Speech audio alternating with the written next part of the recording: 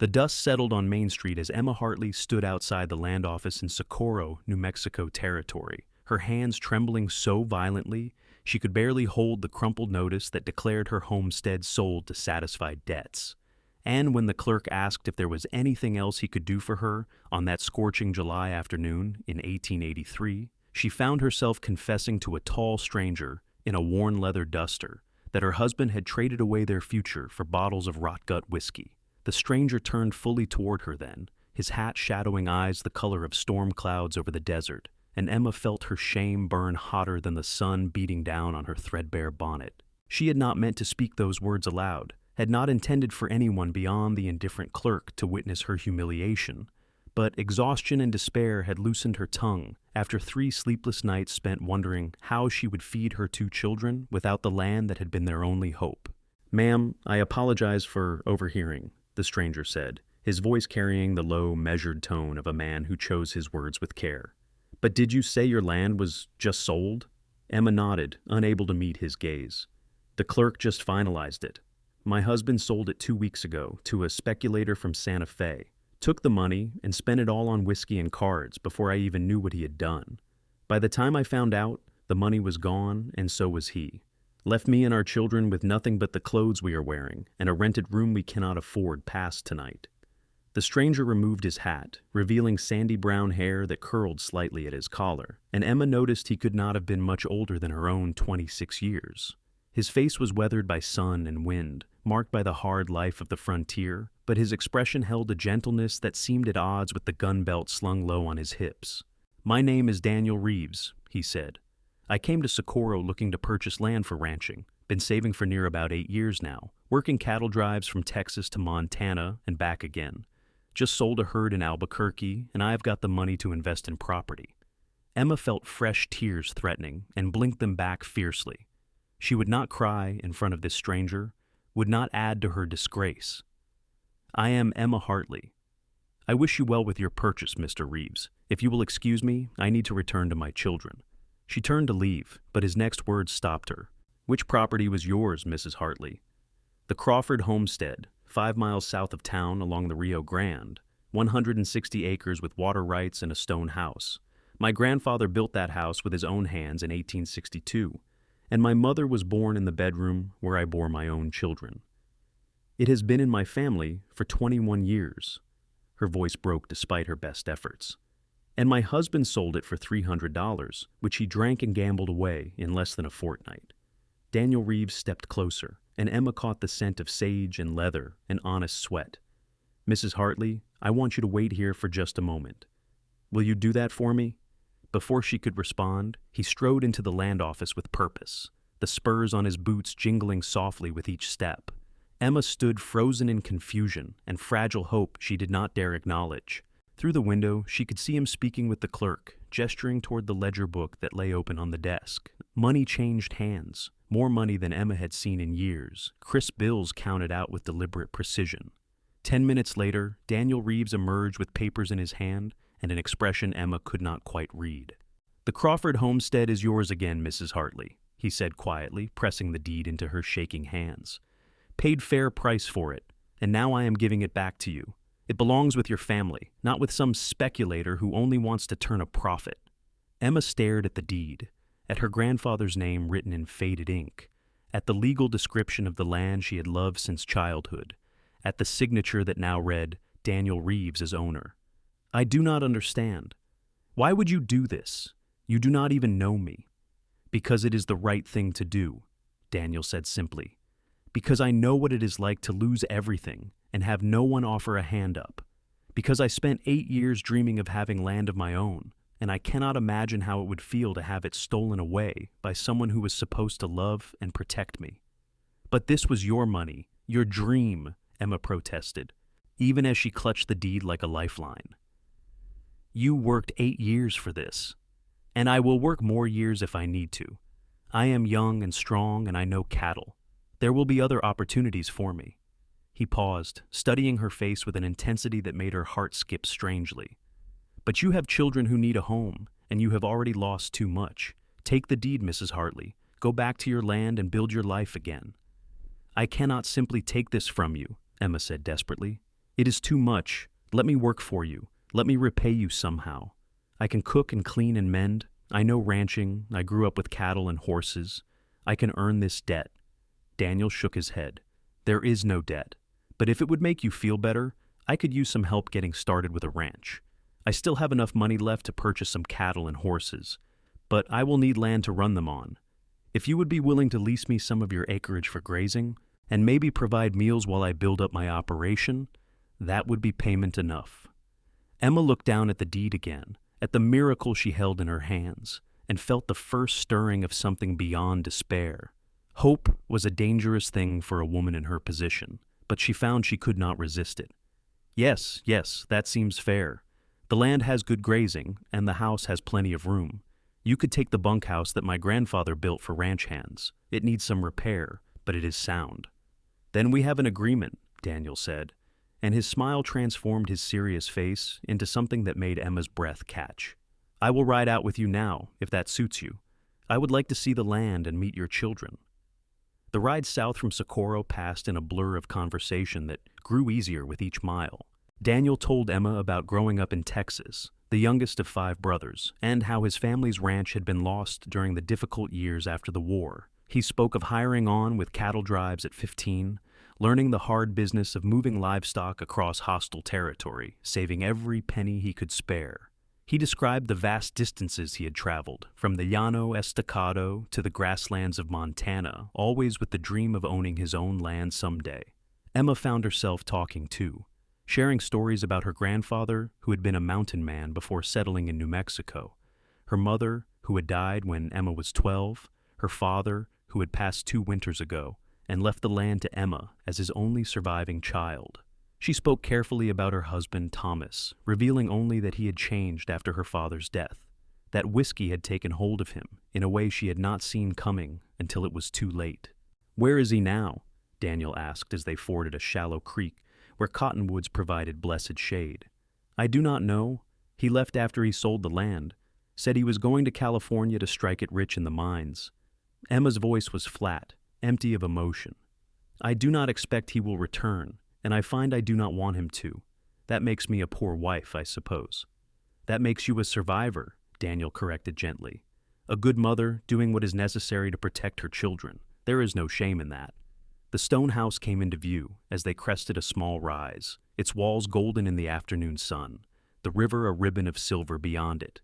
Emma heard Daniel draw in a sharp breath. "It is beautiful," he said with unmistakable reverence. "Mrs. Hartley, this is some of the finest land I have seen in all my travels. Your grandfather chose well." Pride swelled in Emma's chest, the first positive emotion she had felt in weeks. "He always said the land would take care of us if we took care of it. I intend to prove him right." 2 small figures burst from the house as they approached, a boy of 7 and a girl of 5, both shouting with excitement at their mother's return. Emma dismounted and caught them up in fierce embraces, breathing in the sweet smell of their hair, feeling their solid warmth against her body. "Mama, did you get our house back?" her son Jack asked urgently. "Mrs. Henderson from next property over said we might have to leave." "We are not leaving," Emma said firmly. "This is our home, and we are staying right here, and we have a guest. Children, this is Mr. Reeves. He is going to be working with us on the ranch." Her daughter, Sarah, peeked at Daniel from behind Emma's skirts, her thumb in her mouth. Jack stood straighter, trying to look grown up and protective. Daniel crouched down to their eye level, his movements slow and non-threatening.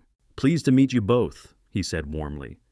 "Your mama tells me you live on one of the best pieces of land in the territory. Think you could show me around later?"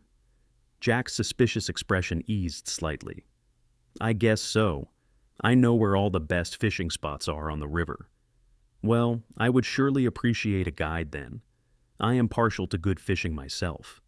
Over the next days, a pattern established itself that felt both strange and oddly right to Emma.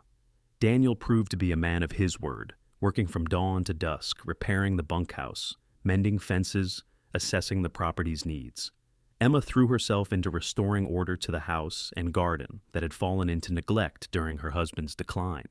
The children gradually warmed to Daniel's quiet presence, especially when he began teaching Jack to rope, and showed Sarah how to whistle using a blade of grass.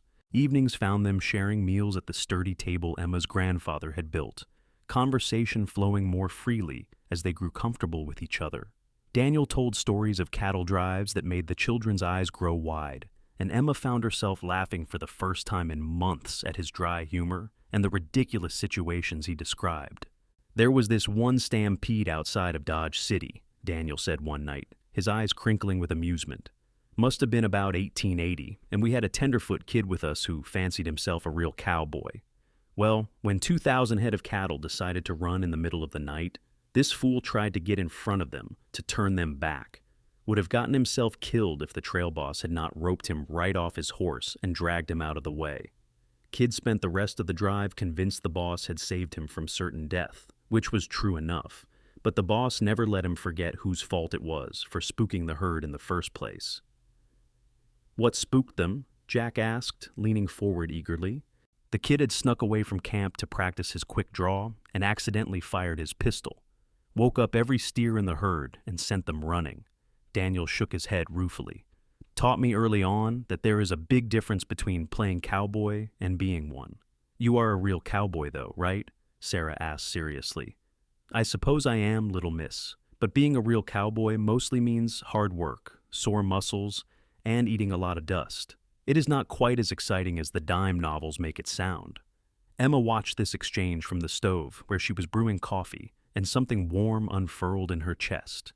Daniel had a natural way with her children, never condescending or impatient, treating their questions with the same respect he would give an adult. It stood in stark contrast to Thomas, who had increasingly ignored Jack and Sarah in his final months at home, too consumed by drink to notice his own son and daughter. That night, after the children were asleep and Daniel had retired to the bunkhouse, Emma sat on the porch and allowed herself to truly consider the man who had entered their lives so unexpectedly. He was handsome in a rough-hewn way, she could admit that, but it was his character that truly drew her attention. In less than a week, he had proven himself honest, hard-working, gentle with her children, and unfailingly respectful toward Emma herself. He never pressed into her space, never made her feel uncomfortable, always maintained proper distance even as they worked side by side. But Emma had also caught him watching her sometimes with an expression that made her pulse quicken, and she found herself noticing small things about him, the way his hands moved with practiced skill when working with rope or tools, the sound of his laughter, the curve of his mouth when he smiled at something Sarah said. These observations troubled her because she was still a married woman despite her husband's abandonment, and she had no business thinking about another man in any capacity beyond business partner and friend. Yet, she could not seem to stop. The following week, Daniel rode into Socorro and returned with 3 horses and the beginnings of a small herd of cattle. Emma helped him drive the stock onto her land, working in tandem with an ease that spoke of similar backgrounds and shared knowledge. They were both children of the frontier, raised to ranching, and they understood each other's methods without needing extensive discussion. "You sit a horse like you were born in the saddle," Daniel commented as they watched the cattle settle onto new grazing land. "My grandfather had me riding before I could walk properly," Emma replied. "Said a woman in this country needed to know how to handle a horse as well as any man. He was not much for traditional thinking about what women should and should not do. He sounds like he was a wise man." "He was. I wish he could have known his great-grandchildren better. He died when Jack was only 4 and Sarah was just a baby." Emma paused, then added quietly, "He never liked Thomas. Told me I was making a mistake marrying him. I wish I had listened." Daniel was silent for a long moment, and when he spoke his voice was careful. "May I ask what happened? You do not have to answer if you do not want to, but I would like to understand." Emma took a deep breath, weighing how much to reveal. But Daniel had earned her trust in the past week, and she found she wanted him to know. "Thomas was charming when we first met, handsome and sweet-talking, full of big dreams and promises. My father saw through it, but I was 18 and thought I knew better. We married despite my father's objections, and for the first few years it was good enough. Thomas worked the land, we had the children, and I thought we were building a life together." She paused, memories flooding back, both bitter and painful. "But Thomas always wanted more than what we had. He was never content with steady, honest work. He talked constantly about get-rich schemes, about striking it lucky somehow. After my father died and the land became ours outright, something shifted in him. He started drinking more, disappearing into town for days at a time. The ranch work fell more and more to me. Then the drinking became constant, and he grew mean with it. He never struck me or the children, but his words could cut deep. Daniel's jaw tightened, but he did not interrupt. When I discovered he had sold the land without telling me, without even discussing it, I knew the man I married was truly gone, if he had ever really existed at all. He had betrayed not just me, but our children, traded away their inheritance and future for his addiction. Emma's voice dropped to barely above a whisper. I do not think I can ever forgive him for that. Does that make me uncharitable? No, Daniel said firmly. It makes you human. Forgiveness is earned, Mrs. Hartley, and your husband has not earned it. Maybe someday you will find it in your heart to forgive him for your own peace, but that is your choice to make in your own time. Nobody has the right to demand it of you. Emma looked at him then, really looked at him, and saw no judgment in his storm gray eyes, only understanding and something deeper she was not quite ready to name. Thank you, she said softly, for understanding, for everything. Emma, he said, and it was the first time he had used her given name. You do not need to keep thanking me. I am right where I want to be. The words hung between them, laden with unspoken meaning, and Emma felt her heart begin to race. But before either could say more, Jack came running up on his pony, shouting about seeing wild turkey near the creek, and the moment passed. August brought brutal heat and the hard work of high summer. Daniel hired 2 ranch hands from town, men he had met during his years on the cattle trails, and the operation began to take real shape. Emma found herself falling into partnership with Daniel naturally, their work complementing each other seamlessly. He consulted her on all decisions, respecting her knowledge of the land and her judgment, treating her as an equal rather than subordinate. The children bloomed under the stability and attention. Jack began to lose the anxious, pinched look he had worn during his father's worst months, and Sarah stopped asking when Papa was coming home. They attached themselves to Daniel whenever he would allow it, soaking up his patient teaching and steady presence like desert soil soaking up rare rain. Emma tried to maintain emotional distance, reminding herself repeatedly of her married status and the impropriety of the feelings growing stronger within her each day. But it was becoming increasingly difficult when Daniel looked at her across the dinner table with such warmth when his hand would brush hers accidentally while working, and she would feel sparks race up her arm. When she caught him playing with the children and felt her heart swell with affection that went far beyond gratitude or friendship. One evening in late August, after an exhausting day of moving cattle to higher pasture, Emma and Daniel sat on the porch watching the sunset paint the desert in shades of orange and purple. The children were already asleep, worn out from their own adventures, and the ranch hands had retired to their quarters. The night air was finally cooling, bringing relief from the day's oppressive heat. I have been thinking, Daniel said, breaking the comfortable silence. This arrangement we have, it is working well. Better than I expected, truth be told. But I want to make sure you are satisfied with how things are going. This is your land, your home. If there is anything you want changed, you need only say so. Emma considered her words carefully. I am more than satisfied, Daniel. You have brought life back to this ranch and hope back to my children.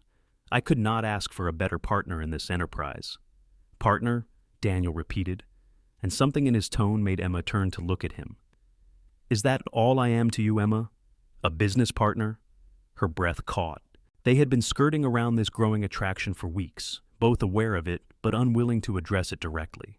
Now Daniel was forcing the issue, and Emma was not sure whether to feel relieved or terrified. What else could you be? She asked, though her voice shook slightly. I am still married, Daniel. No matter how thoroughly Thomas abandoned us, no matter what he did, I am still his wife in the eyes of the law and the church. The law and the church do not have to live with the consequences of his actions, Daniel said with barely suppressed intensity. You do. Your children do. Emma, I know it is not proper for me to speak of such things, but I cannot keep silent anymore. I have feelings for you that go beyond partnership or friendship. I think you know that. And I believe, I hope, that you might feel something similar for me. Emma stood abruptly, her heart hammering against her ribs. Even if I did, and I am not saying I do, it would not matter. I am not free to feel such things. It would be wrong. Daniel rose too, closing the distance between them but still maintaining a respectful space. Is it wrong to care for someone who treats you with kindness and respect? Is it wrong to want a future with someone who values you and your children? Is it wrong to feel alive again after being treated so poorly for so long?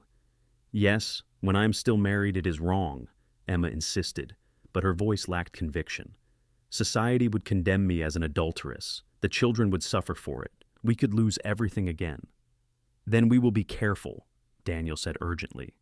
I am not asking you to do anything improper, Emma. I am just asking you to acknowledge that what is between us is real. I am asking for the chance to prove myself worthy of you, for however long it takes. If your husband ever returns, if he ever tries to claim you again, I will step aside because I respect your principles and your commitment to doing what is right. But if he does not, if he continues to stay gone as I suspect he will, then maybe someday you will be free to choose your own path. Tears pricked Emma's eyes. And what if that day never comes? What if I am trapped in this limbo forever, neither truly married nor truly free? Would you waste your life waiting for something that might never happen? It would not be wasting my life if I spent it near you, Daniel said simply. Emma, I have been alone for a long time, moving from place to place with nothing to call my own except what I could carry on my horse. These past weeks have shown me what a real home feels like, what it means to be part of something bigger than just myself. I am not going anywhere unless you send me away. Emma looked up at him, at this good man who had appeared in her life like an answer to prayers she had been afraid to voice, and felt her carefully maintained walls begin to crumble. I do have feelings for you, she admitted in a whisper. It terrifies me how strong they are, how quickly they have grown. When I wake up in the morning, my first thought is that I will see you at breakfast. When I go to sleep at night, I remember something you said that day that made me smile. When I watch you with Jack and Sarah, I feel things I have no right to feel. And I know it is wrong, but I cannot seem to stop it. It is not wrong, Daniel said fiercely. The only wrong here was what your husband did to you and your children. Emma, you are one of the strongest, most capable women I have ever met. You are beautiful and smart and brave. You deserve to be cherished, not abandoned. You deserve to be happy. He reached out slowly, giving her time to pull away, and gently cupped her face in his calloused hand. Emma closed her eyes at the tenderness of the gesture, leaning into his touch despite herself. When was the last time anyone had touched her with such care? When had Thomas ever looked at her the way Daniel did, like she was precious and valued? We will take this slow, Daniel murmured. We will do everything properly, but I want you to know that my intentions are honorable and my feelings are true. I am falling in love with you, Emma Hartley, and I am not ashamed of it. Emma opened her eyes and found him looking at her with such open emotion that it stole her breath. I am falling in love with you too, she confessed. God help me, but I am. He smiled then, brilliant and joyful, and Emma felt answering joy bubble up in her own chest, despite all the complications and obstacles that lay ahead. Daniel stepped back, releasing her face but catching her hand instead, threading his fingers through hers. Then, that is enough for now, he said. We will figure out the rest as we go. They stood together in the gathering darkness, hands clasped, and Emma felt something she had not experienced in years. Genuine hope for the future.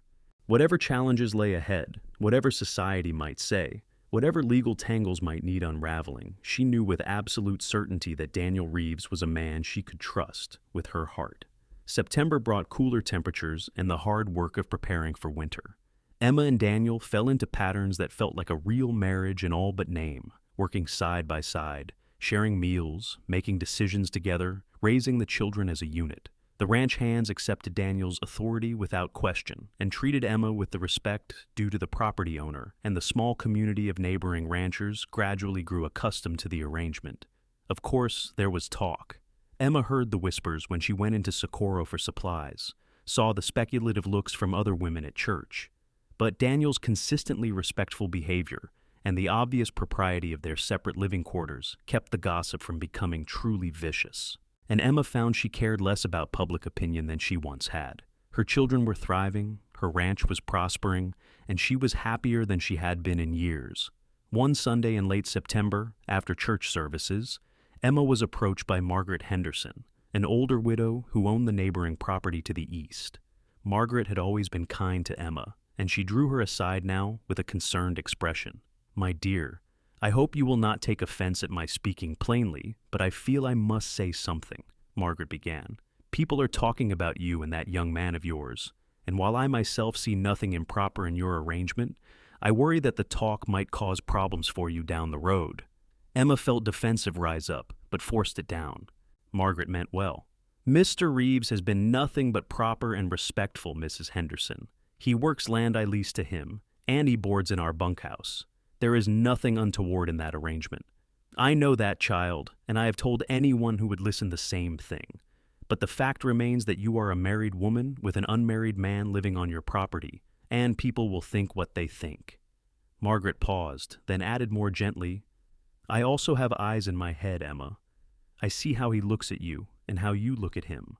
And I am telling you as someone who cares about you that you need to be careful. Not because I think you are doing anything wrong now, but because hearts can lead us into complicated situations, even when our intentions are good. Emma felt her cheeks flush, but met Margaret's eyes steadily. I appreciate your concern, truly, but I have done nothing wrong, and neither has Daniel. If people choose to believe otherwise, that is their failing, not mine. Just be careful, Margaret repeated, squeezing Emma's hand. And know that if you ever need someone to talk to, or if you need help, you can come to me. I lost my own husband 15 years ago, and I understand something of what it is like to be a woman alone in this territory. It is not easy, and we need to look out for each other.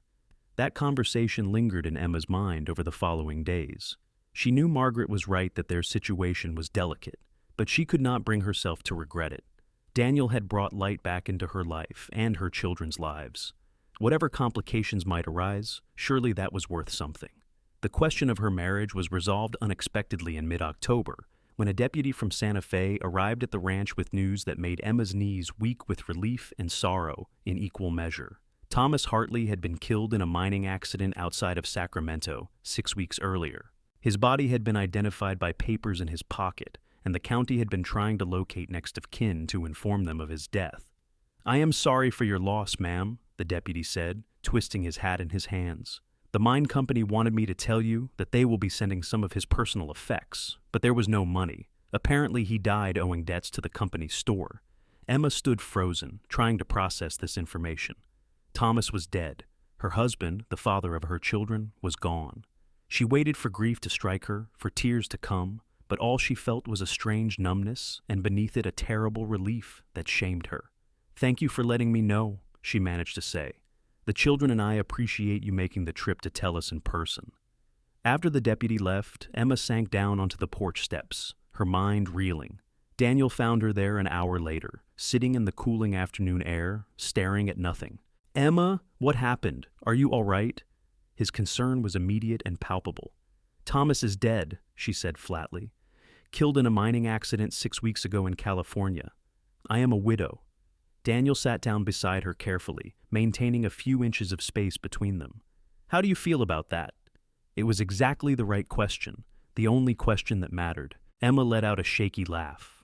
Horrible, because I feel relieved more than anything else. What kind of person does that make me? My children's father is dead, and all I can think is that I am finally free. It makes you human, Daniel said quietly. You can grieve for what Thomas could have been, for the man you thought you married, without grieving for the man he became. And you can feel relief that you and the children are safe from him, ever returning without being a bad person. Those two things can exist together.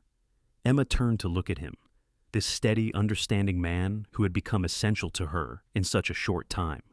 What do I tell Jack and Sarah? They barely remember their father as he was before the drinking.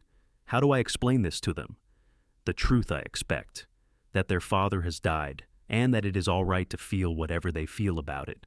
Children are often more resilient than we give them credit for. Daniel hesitated, then added, Would you like me to be there when you tell them, or would you prefer to do it alone? I would like you there, Emma admitted. They trust you. Your presence will help. Telling the children was one of the hardest things Emma had ever done. Jack took the news with 7-year-old stoicism, his face closing off in a way that hurt Emma's heart. Sarah cried, but Emma suspected it was more because she sensed she was supposed to than from any real grief for a father she barely knew. Both children asked questions Emma did her best to answer honestly.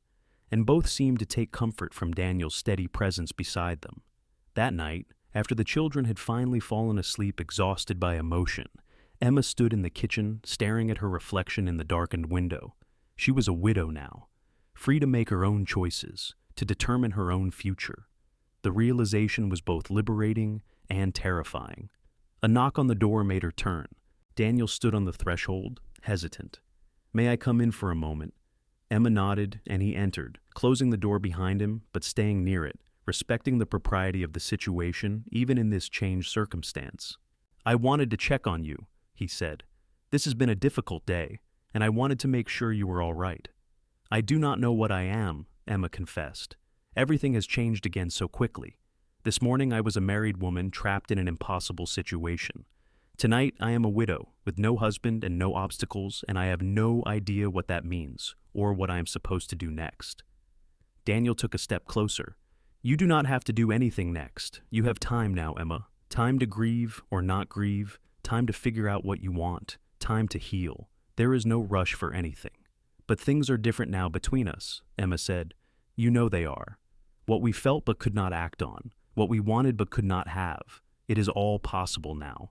And that terrifies me, because I have made so many mistakes already, and I cannot afford to make another one." "Then we take our time," Daniel said firmly. "Emma, my feelings have not changed. I love you, but you have just lost your husband, even if the marriage was broken long before his death. You need time to adjust, and I respect that. I am not going anywhere. When you are ready, if you are ready, I will be here." Tears finally came then, streaming down Emma's face as weeks of tension and fear and confusion finally broke free. Daniel crossed the room in 3 strides and pulled her into his arms, holding her while she sobbed against his chest. He offered no empty platitudes, made no demands, simply held her and let her cry until she had no more tears left. "Thank you," Emma whispered when she finally pulled back, wiping at her eyes. "Thank you for being patient with me, for understanding. Always," Daniel promised, "for as long as you need." The months that followed were a period of adjustment and healing for Emma and her children. They observed a proper mourning period, though Emma struggled with the hypocrisy of grieving publicly for a man who had abandoned them so thoroughly. Daniel remained a constant presence, but carefully maintained propriety, ensuring that no one could accuse them of inappropriate behavior so soon after Thomas's death. Winter came to the New Mexico high desert, bringing cold nights and occasional snow that dusted the sage and turned the landscape into something magical. The ranch work shifted to winter patterns, feeding hay to cattle, maintaining equipment, making repairs to buildings. Emma and Daniel continued their partnership, but now there was an added dimension of possibility underlying everything they did together. Jack and Sarah adapted to their father's death with the flexibility of childhood. They had grieved briefly and genuinely for the father they had barely known, but Daniel's steady presence in their lives filled the void more completely than Thomas ever had. By December, both children were calling Daniel by his first name with easy affection, and Sarah had taken to holding his hand whenever they walked anywhere together. Christmas brought the first real joy Emma had experienced during the holiday season in years. Daniel carved wooden toys for the children, a horse for Jack and a doll for Sarah, spending hours in the barn working by lantern light to get them perfect. Emma sewed new clothes for everyone and baked treats with ingredients she could finally afford, thanks to the ranch's prosperity. They attended Christmas services in Socorro as a family, and Emma noticed that the speculative looks had softened into something more like approval now that she was a widow, and an appropriate amount of time had passed. On Christmas evening, after the children had been tucked into bed, surrounded by their new treasures, Emma and Daniel sat by the fire in the main room, sipping coffee and enjoying the peace of the moment. "This has been one of the best Christmases of my life," Daniel said softly. "Thank you for sharing it with me." "Thank you for making it special for the children," Emma replied. "They have not been this happy in a long time. You are good for them, Daniel, good for all of us." He set down his coffee cup and turned to face her fully. "Emma, I know it has only been 2 months since we learned about Thomas's death. I know it is still early for certain conversations, but I need you to know that my feelings have not wavered. If anything, they have grown stronger. I love you. I love Jack and Sarah. I want to build a life with all of you, if you will have me." Emma's heart began to race. "Are you asking what I think you are asking?" Not yet, Daniel said with a slight smile. I am not proposing tonight, Emma. I am just telling you what my intentions are, so you know where I stand. When the time is right, when you are ready, I will ask you properly, but there is no pressure and no rush. I want you to be absolutely certain of your own heart before we move forward. Emma reached out and took his hand, threading her fingers through his, as she had the night on the porch back in August. I am already certain, she said quietly. I have been certain for months. I love you too, Daniel Reeves. You are everything I ever wanted in a partner and never thought I would find. You are kind and patient and hardworking. You treat my children like they are your own. You value my opinions and respect my capabilities.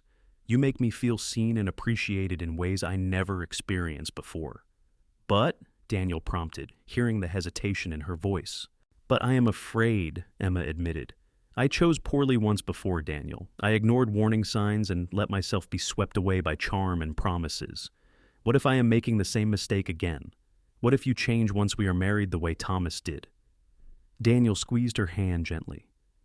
Emma, I cannot prove to you that I will never change or never disappoint you. I am human, and I will make mistakes, but I can promise you that I will never lie to you, never betray you, and never stop working to be worthy of your trust. You know who I am because you have seen me at my worst, tired and frustrated and dealing with difficult situations. I have no secrets from you. What you see is what you get. I know that in my head, Emma said. My heart just needs time to catch up and believe it. Then take all the time you need, Daniel said. I will be here. They sat together in comfortable silence, hands clasped, firelight dancing across their faces, and Emma felt peace settle over her like a blanket. She was loved. She was safe. She had time to heal and grow and learn to trust again. For now, that was enough. Spring arrived in a burst of wildflowers and new life. Calves were born, the ranch prospered, and Emma found herself emerging from the shadow of her past into something bright and hopeful. 6 months had passed since Thomas's death, and she felt ready to embrace her future fully. Daniel had been endlessly patient, never pushing, always respecting her need for time and space. But Emma could see the question in his eyes sometimes, the hope he tried to contain. She had been thinking seriously about marriage, about what it would mean to legally bind herself to Daniel, and she had concluded that it was what she wanted more than anything. On a warm April evening, Emma asked Daniel to ride out with her to a high point on the property that overlooked the entire ranch and offered views of the Rio Grande Valley stretching into the distance. She packed a simple meal, and they rode out together in the golden light of late afternoon. This is my favorite spot on the entire property, Emma said as they dismounted.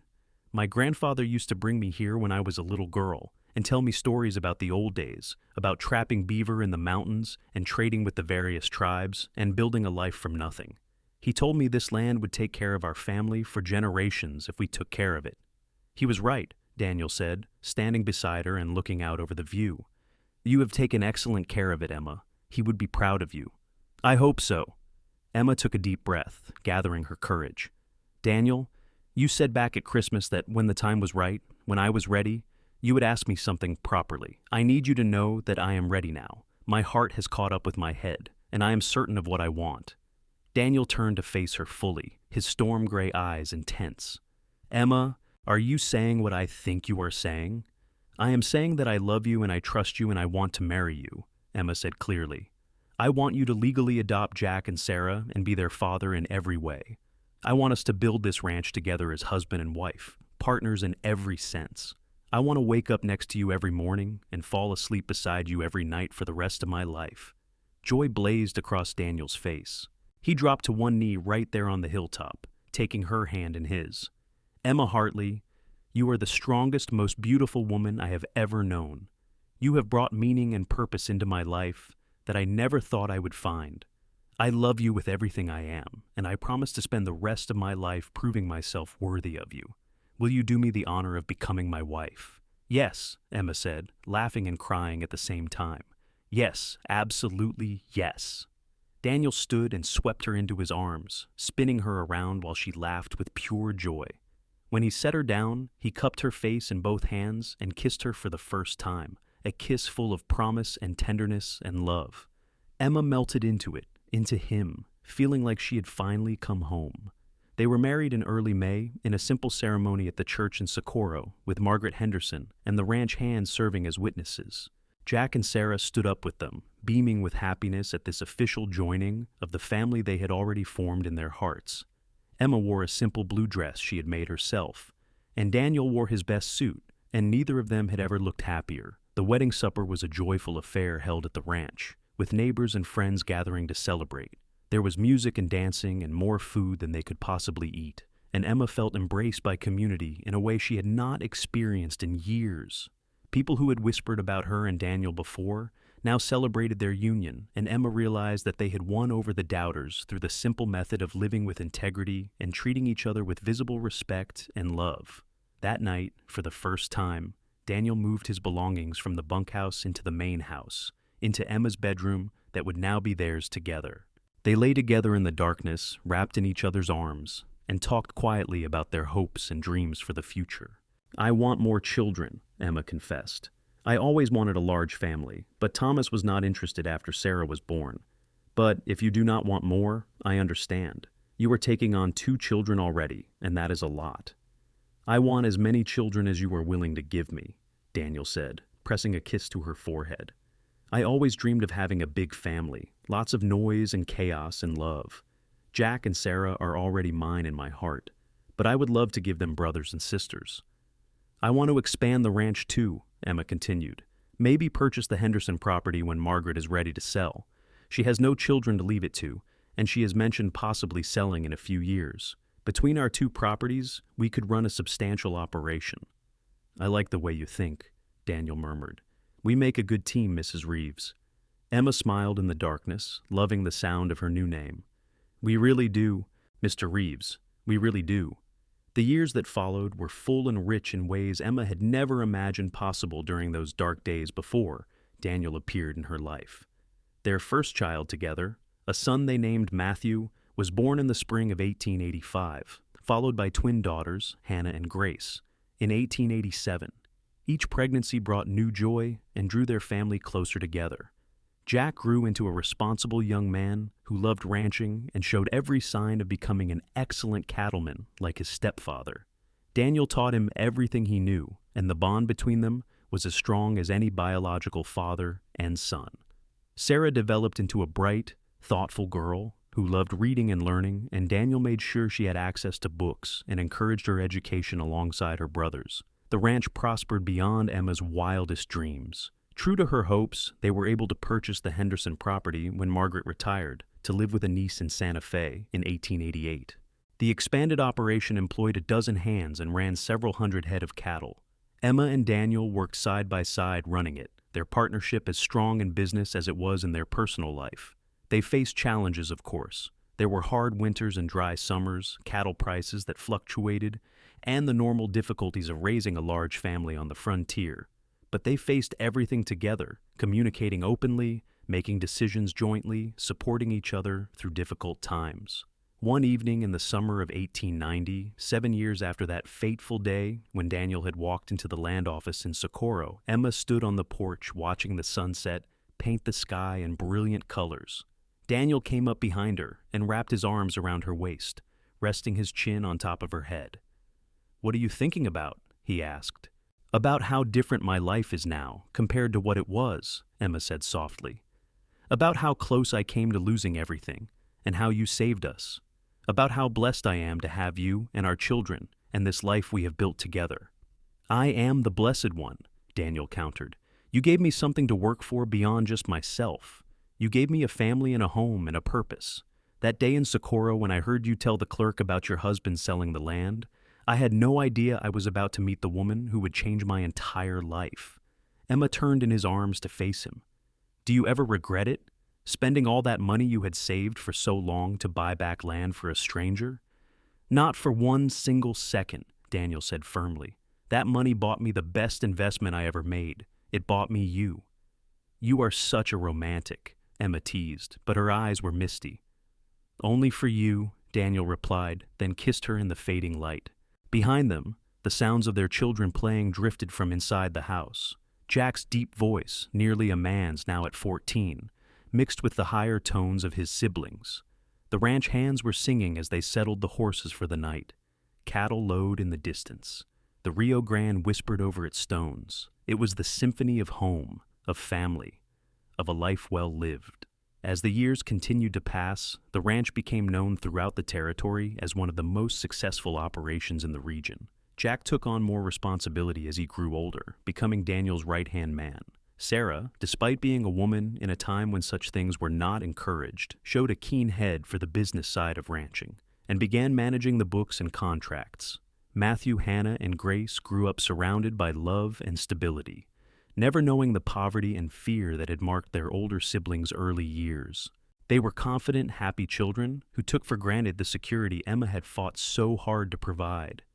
In 1895, Jack married a local girl named Catherine and built a house on the property with Daniel's help. Emma became a grandmother the following year, when Catherine gave birth to a son they named Daniel Thomas, honoring both his grandfather and the father Jack had lost, but barely remembered. Holding her first grandchild, Emma felt the circle of life completing itself in beautiful ways. Sarah surprised everyone by becoming a teacher, traveling to Santa Fe for training, and then returning to Socorro to open a small school. She taught the children of ranchers and townspeople alike, earning respect for her intelligence and dedication. She eventually married a newspaperman from Albuquerque who appreciated her independent spirit, and they divided their time between his work and her teaching. The younger children grew and thrived. Matthew showed Daniel's quiet competence and steady nature. Hannah had Emma's fierce determination and business sense. Grace inherited her father's gentle way with animals and became known for her ability to tame even the wildest horse. Throughout it all, Emma and Daniel's love remained the foundation upon which everything else was built. They never lost the appreciation they had for each other, never took for granted the miracle of their meeting and the life they had created together. Every anniversary, Daniel would present Emma with the deed to their land, the same deed he had handed her that first day in Socorro, now worn and creased from handling, but still precious beyond measure. "So you never forget that I chose you, and I choose you still," he would say each year. And Emma would hold that deed, remembering the day her world had fallen apart, and the cowboy who would put it back together, and feel grateful beyond words for the second chance she had been given at happiness. In 1903, 20 years after their first meeting, Emma and Daniel stood together at the dedication of a new church in Socorro that they had donated significant funds to build. The community had grown substantially over the decades, and the old church had become too small. As prominent members of the area, Emma and Daniel had been asked to say a few words at the dedication ceremony. Daniel spoke first, talking about community and faith and the importance of building institutions that would serve future generations. Then he turned to Emma with a smile and invited her to share her thoughts. Emma stepped forward and looked out at the assembled crowd, recognizing many faces that had witnessed her lowest point and her remarkable recovery. She spoke about resilience and hope, about how the darkest moments can sometimes lead to the brightest futures if we remain open to help when it is offered. 20 years ago, I stood in the land office in this town and lost everything I owned, Emma said clearly. My husband had sold our family land for whiskey, and I did not know how I would feed my children or where we would live. I was ashamed and afraid and certain that my life was over. But on that same day, a stranger overheard my story and did something that changed everything. He bought back my land and gave me the deed with no expectation of repayment, simply because it was the right thing to do. She reached out and took Daniel's hand, pulling him to stand beside her. That stranger became my husband, my partner, and the love of my life. He showed me what real love looks like, what honor and integrity mean, what it is to have someone choose you every single day. Our story began with an act of extraordinary kindness, and it has continued with 20 years of building a life together, based on mutual respect, hard work, and deep love. Emma paused, looking at Daniel with eyes that still held the same warmth they had from the beginning. I share this story, not to embarrass my husband, who hates being the center of attention, but to illustrate a point. We never know when we might have the opportunity to change someone's life. We never know when a single act of kindness might ripple out in ways we cannot imagine. Daniel thought he was just helping a stranger in need. What he actually did was save not just me and my children, but he gave hope to everyone who has heard our story. He proved that there are still good people in this world, people who will do the right thing even when it costs them something. She squeezed Daniel's hand. So, as we dedicate this church today, I want to encourage everyone here to look for opportunities to help others, to be kind when you can, generous when you are able, and compassionate always. You never know whose life you might change. The crowd erupted in applause, and Emma saw more than a few people wiping away tears. Daniel wrapped his arm around her waist and pulled her close, pressing a kiss to her temple. "You always did know how to tell a good story," he murmured in her ear. "It helps when I am telling the truth," Emma replied with a smile. That evening, back at the ranch, surrounded by their children and grandchildren, Emma reflected on the journey that had brought her to this point. From despair to hope, from poverty to prosperity, from shame to pride, from loneliness to love. It had been a long and sometimes difficult road, but every step had been worth it.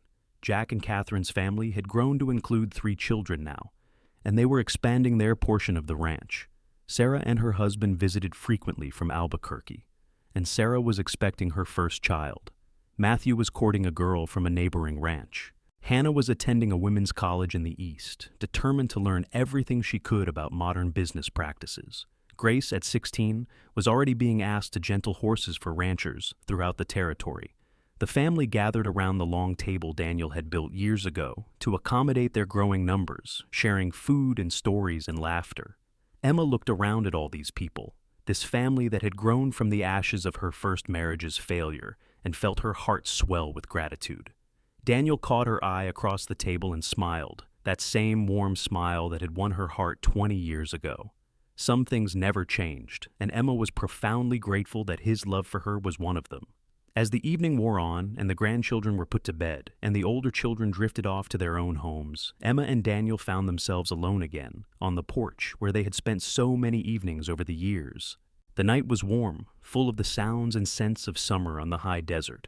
The ranch spread out around them, visible in the moonlight, a testament to everything they had built together. "Do you remember that first night we sat here together?"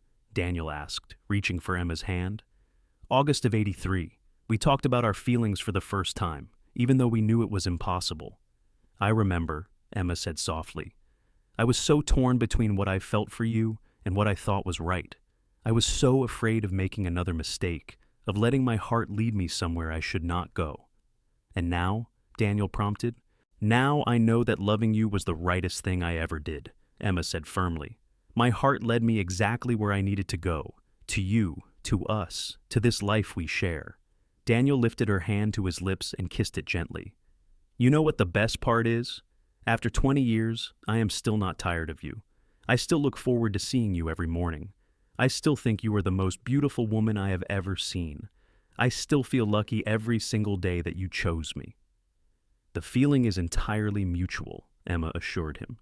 "I love you as much today as I did when we married, probably more because I know you so much better now. I know all your quirks and habits. I know what makes you laugh and what makes you angry. I know how you take your coffee and how you like your eggs and exactly how long you need to be alone when you are working through a problem. And I love all of it, every single part of who you are."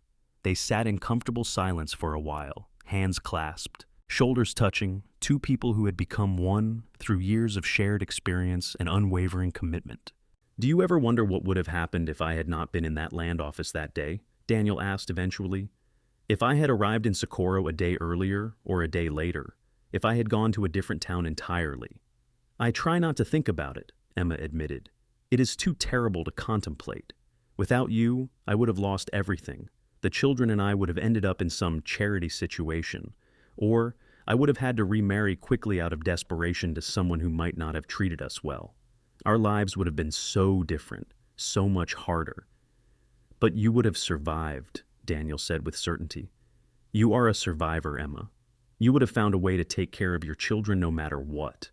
You might not have had the life you have now, but you would have made something work because that is who you are."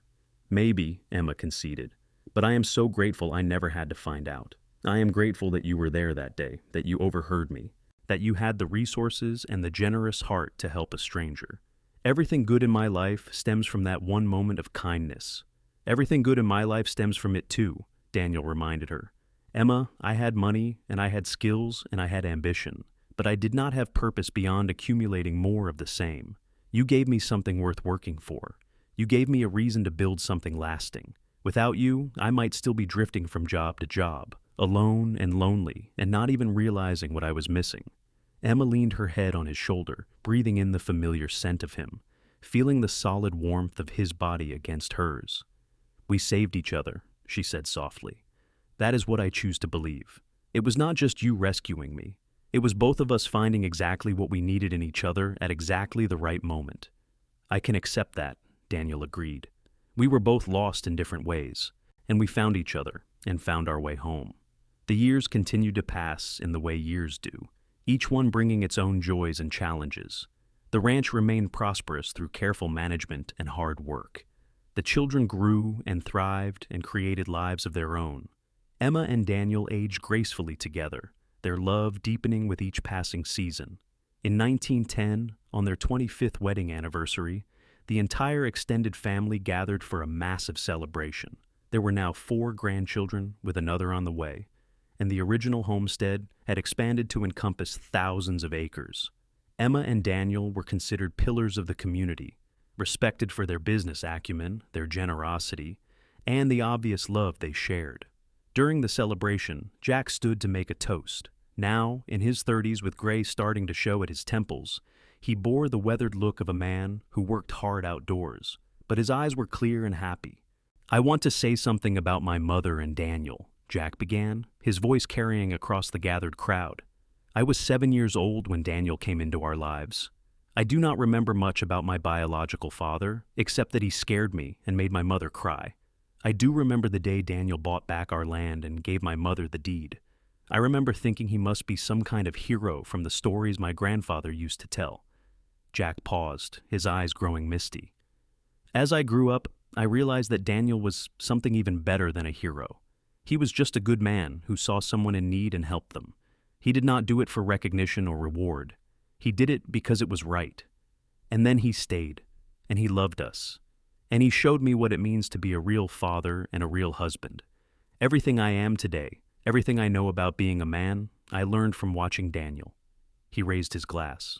"So, here is to my mother, the strongest woman I know, who survived terrible circumstances and built something beautiful from the ashes.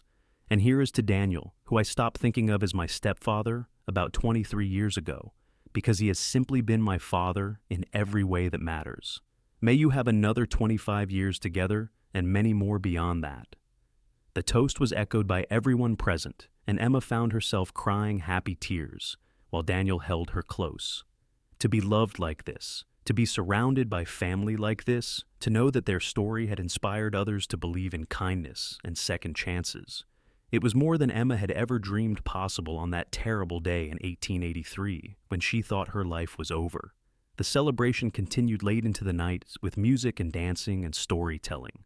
Emma danced with Daniel under the stars, moving to familiar rhythms, comfortable in each other's arms after years of practice. Around them swirled their children and grandchildren, neighbors and friends, all the people who made up the rich tapestry of their lives. "Happy anniversary, Mrs. Reeves," Daniel murmured as they swayed together. "Happy anniversary, Mr. Reeves," Emma replied. "Thank you for the best 25 years of my life." "The pleasure has been entirely mine," Daniel assured her, "and I am looking forward to the next 25. "Greedy," Emma teased, "but I suppose I will allow it, since I feel the same way." They continued dancing as the night wore on, and Emma marveled at how blessed she was. From the lowest point of her life had come the greatest joy. From shame and abandonment had come love and family. From one cowboy's simple act of kindness had grown a legacy that would continue for generations. The years rolled on. The children continued to thrive and have children of their own. The ranch remained successful, weathering economic ups and downs through careful management and adaptability. Emma and Daniel grew old together, their hair turning white, their faces becoming lined, their steps slowing, but their love remaining as strong as ever. They maintained their tradition of spending summer evenings on the porch, holding hands and talking about everything and nothing. They still consulted each other on every decision, still treated each other with the respect and care that had characterized their relationship from the beginning. They were still best friends as well as lovers, still partners in every sense of the word. In the summer of 1920, 37 years after that fateful meeting in Socorro, Daniel fell ill with pneumonia. Despite the best care available, his condition deteriorated rapidly. Emma sat by his bedside day and night, holding his hand, talking to him, refusing to leave even for a moment. On a warm July evening, with Emma beside him and their children gathered around, Daniel struggled to speak. Emma leaned close to hear his whispered words. "No regrets," he managed to say. "Best life I could have asked for. Loved you every day." "I loved you every day too," Emma whispered back, tears streaming down her face. "You saved me, Daniel. You gave me everything." "You saved me too," Daniel said with effort. "Made me complete. So grateful." Those were his last words. He slipped away peacefully with Emma holding his hand, surrounded by the family they had built together and the love that had sustained them through nearly 4 decades. Emma grieved deeply for the loss of her partner, her love, her best friend. But she did not despair, because Daniel had left her with so much. She had their children and grandchildren and great-grandchildren. She had the ranch they had built together. She had decades of beautiful memories. She had the absolute certainty that she had been truly, deeply loved by a good man who had never wavered in his devotion. She lived another 12 years after Daniel's passing, remaining active in the ranch operation and in her family's lives. She took great joy in watching her grandchildren grow and her great-grandchildren be born. She told and retold the story of how she and Daniel had met, wanting everyone to know about the cowboy who had bought back her land and given her the deed, and in doing so had given her everything else that mattered. When Emma passed away peacefully in her sleep in 1932 at the age of 75, she was surrounded by family and left behind a legacy of love and resilience that would be remembered for generations. She was buried next to Daniel on the hillside that overlooked the ranch, the place where they had shared so many sunsets and conversations and quiet moments of contentment. At her funeral, her grandson read a letter Emma had written to be shared after her death. In it, she told one last time the story of how a cowboy had saved her family, but she added a final reflection that brought tears to everyone present. "I have lived a long and full life," Emma had written. "I have experienced both terrible hardship and tremendous joy. I have loved and been loved. I have raised children and watched them raise children of their own. I have built something lasting that will continue after I am gone. And all of it, every single bit of the happiness and success and love, traces back to one moment in 1883 when a stranger showed me kindness I had done nothing to earn and asked nothing in return. Daniel Reeves was the best man I ever knew, and loving him was the greatest privilege of my life. If there is anything I want my descendants to take from my story, it is this: be kind when you can, generous when you are able, and never underestimate the power of one good deed to change everything. My entire life was transformed because one cowboy decided to help a woman in need. May we all have the courage to be that person for someone else when the opportunity arises." The letter was copied and passed down through the generations of the family that Emma and Daniel had created together. The ranch remained in the family for decades more, each generation adding their own chapter to the story, while never forgetting the foundation upon which it all rested. A love story that began with shame and desperation, but transformed into something beautiful through kindness, patience, and unwavering devotion. The original deed that Daniel had given Emma that first day, now yellowed and fragile with age, was framed and hung in a place of honor in the ranch house. Beneath it was a plaque that read, "In 1883, Emma Hartley lost everything when her husband sold their land for whiskey. That same day, cowboy Daniel Reeves bought it back and gave her the deed, asking nothing in return. This act of kindness became the foundation for a great love story and a lasting legacy. May we never forget that one person's generosity can change the world." And so, the story passed into family legend and then into local history, a reminder of the Wild West days when life was hard but good people still found ways to help each other, when love could bloom even in the harshest circumstances, when one cowboy's decision to do the right thing created ripples that spread across generations. It was a story of redemption and second chances, of shame transformed into pride, of abandonment answered by steadfast devotion. It was, in the end, simply a story about two people who found each other at exactly the right moment and chose to build something beautiful together, one day at a time, for the rest of their lives. The legacy of Emma and Daniel Reeves lived on not just in their descendants, but in the example they set for how to love well, work hard, and treat others with kindness and respect. Their story reminded everyone who heard it that even in our darkest moments, hope is possible, that help can come from unexpected places, and that love, when built on a foundation of mutual respect and genuine care, can weather any storm and last a lifetime. In the annals of the Wild West, there were many tales of gunfighters and outlaws, of gold strikes and cattle drives, but perhaps none more enduring than the simple story of a cowboy who bought back a woman's land and in doing so won her heart, creating a love that would be remembered long after both of them had passed into legend.